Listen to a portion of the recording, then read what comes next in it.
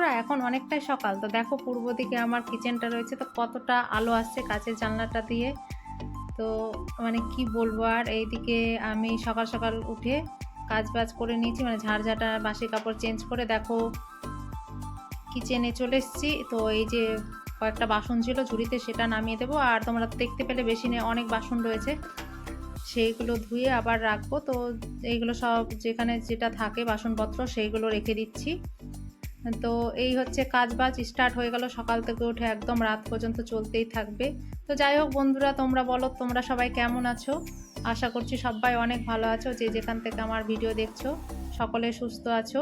আর সকলে সুস্থ থেকো, সাবধানে থেকো।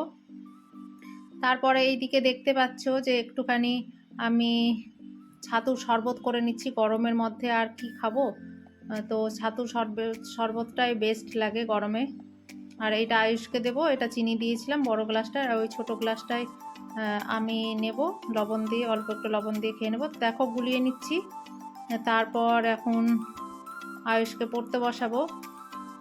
আজকে হচ্ছে সানডের এই ব্লগটা দেখছো তোমরা। আর দেখতে পাচ্ছ যে এখন আমি আয়ুষকে নিয়ে বেরিয়ে পড়েছি। আর দেখছো মানে এতটা রোদ বাইরে, মানে কি বলবো। আর গরম তো রয়েছে, তার সাথে রোদ্দুরটাও প্রচুর। বৃষ্টির কোনো নাম নেই একদম, যে বৃষ্টি হবে একটু স্বস্তি হবে।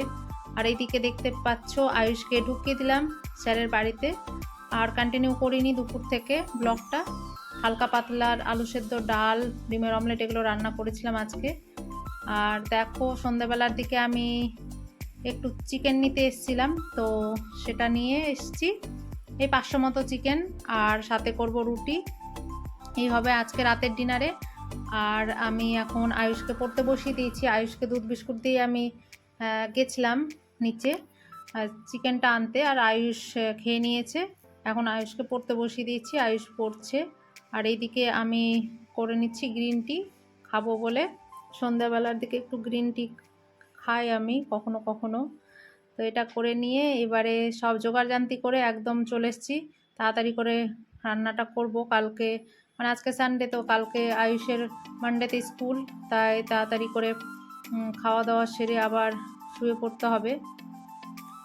আর এই যে দেখো পেঁয়াজ, রসুন, টমেটো আর দুটো আলু দিয়েছিলাম, কারণ এই যে দেখতে পাচ্ছ আয়ুষ আর মাংসের আলুটা খেতে ভালোবাসে, চিকেন খাবে কিনা জানি না, তো এইটাই করছি।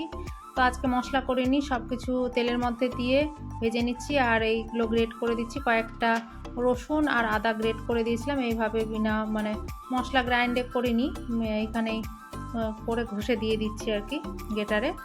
তো দেখতেই পাচ্ছ সব কিছু অল্প আঁচেই আমি ভেজে নিচ্ছি। অল্প একটু লবণ দিয়েছিলাম, তাতে করে পেঁয়াজগুলো তাড়াতাড়ি গলে যায় আর বেশ ভালো করে ভাজাও হয়।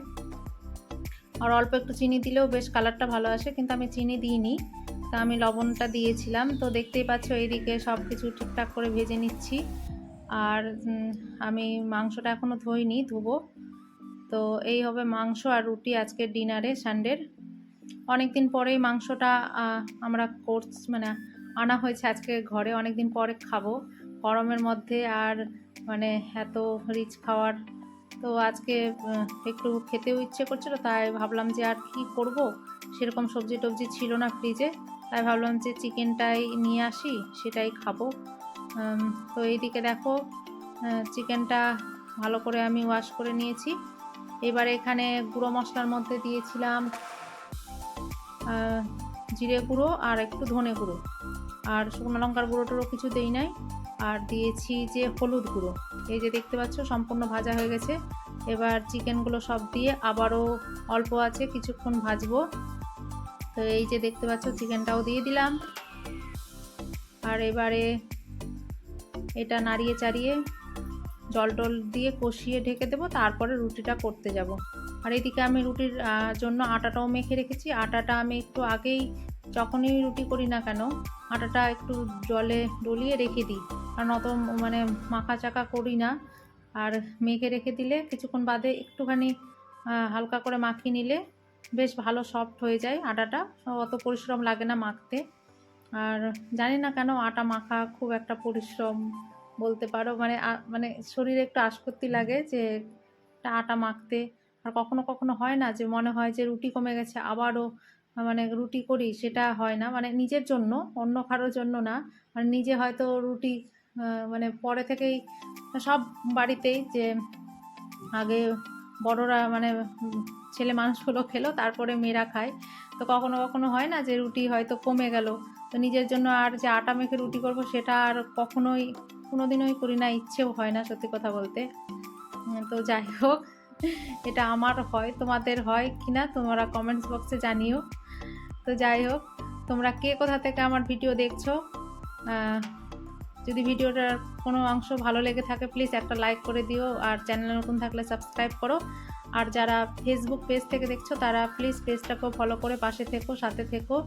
তোমাদের আরও সুন্দর সুন্দর ব্লগ দেওয়ার চেষ্টা করব, প্লিজ তোমরা আমাকে সাপোর্ট করো। তো যাই হোক, আজকের ব্লগটা কেমন লেগেছে জানাবে। Bye bye.